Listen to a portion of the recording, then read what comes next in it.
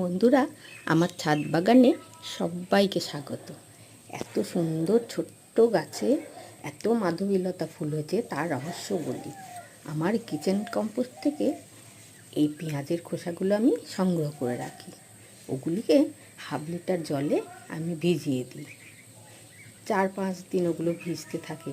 ঠিক এইভাবে ছায়ায় রেখে দিই। তারপরে 4-5 দিন পরে ঠিক এরকম কালো হয়ে যায় জলটা। সেই জল থেকে আমি 100 গ্রাম মতন, ঠিক এরকম চায়ের লিকারের মতো জল আমি ছেঁকে নিই। ওই জলটাকে আবার আমি ওই জলটার সাথে আবার 10 গুণ জল আমি মেশাই। তারপর প্রত্যেকটা ফুল গাছ, ফল গাছ, এদের গোড়ায় আমি দিই। এটা হিউমিক অ্যাসিড তৈরি হয়ে যায়, গাছের পুষ্টি সাধন, গাছের হরলিক্স, গাছের পোকা